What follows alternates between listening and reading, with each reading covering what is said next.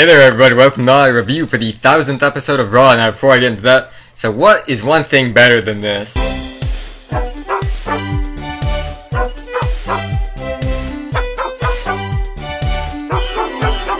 Try this!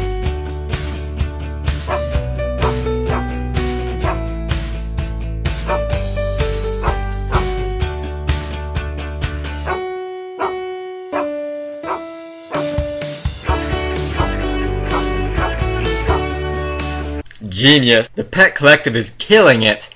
Oh, and I found out that they now take requests. I'm personally going to request Royce da 5'9". Now I know he probably wouldn't get on there, but he's just my favorite rapper, and I think it'd be dope to see him on the Pet Collective. So go subscribe now, leave them a request of your own, and it might just happen. Link is annotation on here, and down below. Go subscribe.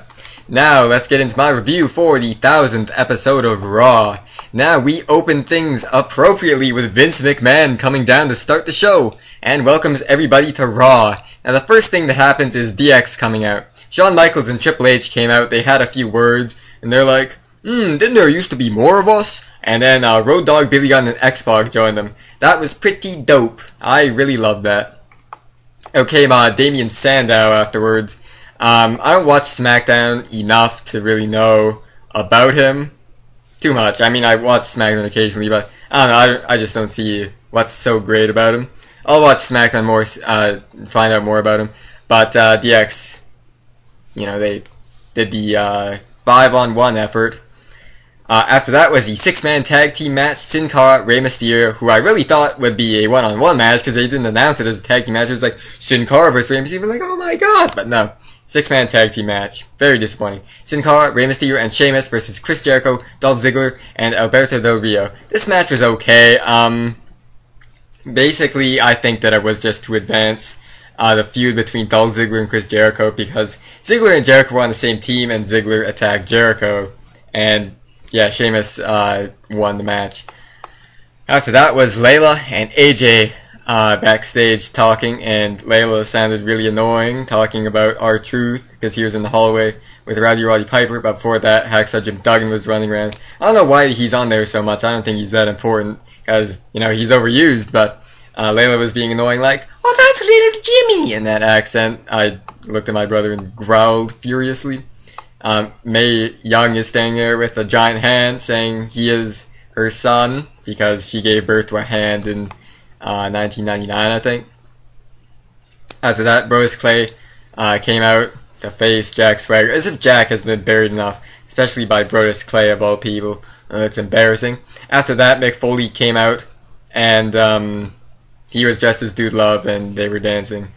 I really wish they didn't do that. After that was Slick, who managed, I don't know who he managed because I don't even remember his name before tonight. So he was the reverend for the wedding ceremony between Daniel Bryan and AJ. And like, do you want to marry, or do you take AJ to be your lawfully wedded wife? He's like, I do. And AJ says like, yes, yes. And near the end she says, I'm not saying yes to you, Daniel. Vince McMahon comes out and says, she's saying yes to being the new general manager. That was not really expected on me. I think they could have gone with a better choice though. After that, Daniel Bryan stays in the ring and he's throwing stuff everywhere and breaking all the pots and the arch. I don't know what that's called. And then CM Punk comes out to join him. They were just talking about it. And then The Rock comes out and says he will wrestle for the WWE Championship at the Royal Rumble in January. That's in Phoenix, Arizona, and I live in British Columbia, Canada, but I think I just might go with that. That'd be really, really fun. After that was the Intercontinental Championship match, as voted on last week through the 100% fair poll, because the Divas Championship was like 5% less of the votes than the Intercontinental Championship. Yeah, right. Christian fought The Miz, and Bret Hitman Hart was the special ring announcer for this match, and he mentioned Mr. Perfect, and that was nice to hear. It was a short match, and I'm very glad to see that The Miz defeated Christian for the Intercontinental Championship. Oh, that was so nice to see, because, you know, normally Miz gets buried, but ooh, yeah, that was good. After that, Triple H came down to the ring and wants an answer from Brock Lesnar in his challenge for SummerSlam.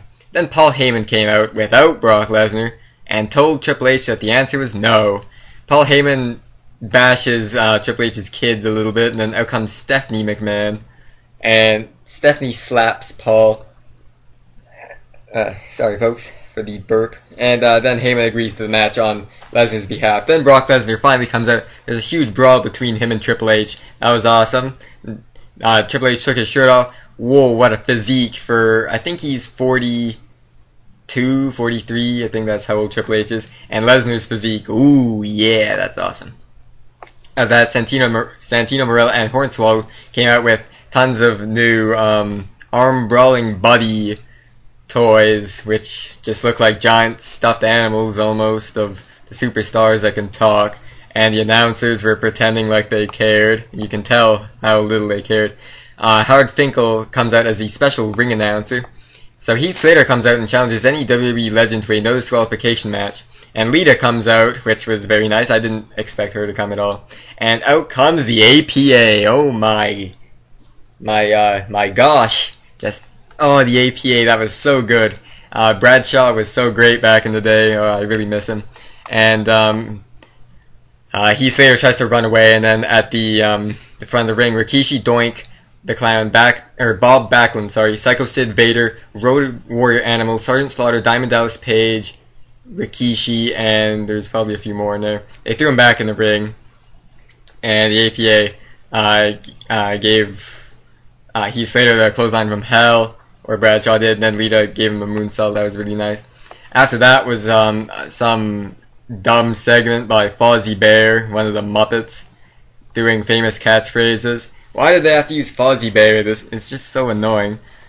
Backstage, Zack Ryder, John Cena, and Mean Gene Okerlund are in the back, talking about GTV.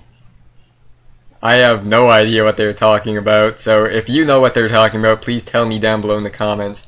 Anyway, then The Rock shows up and wishes John Cena good luck in his match, and he wants to face Cena at the Royal Rumble.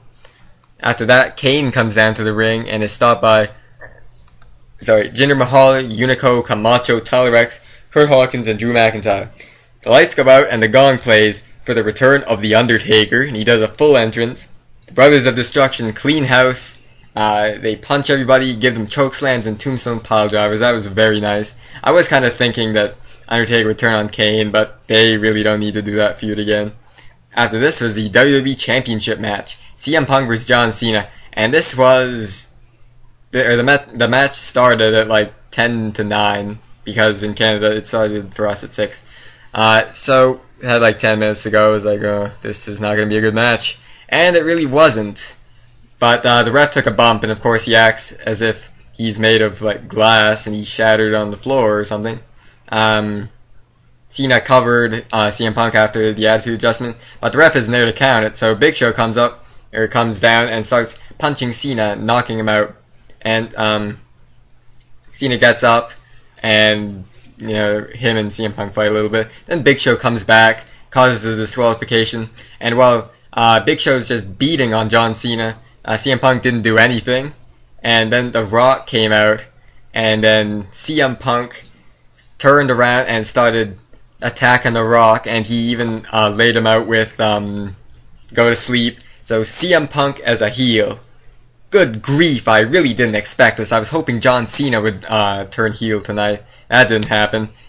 I really wanted to. I think it will happen in the next year or so, because they really need to change him up a little bit. But CM Punk is a heel again.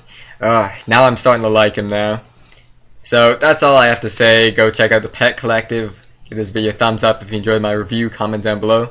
Subscribe there for wrestling reviews. I should be doing a Raw review every week and pay-per-view reviews as well, including TNA, hopefully. So, thank you for watching, everybody. Have a good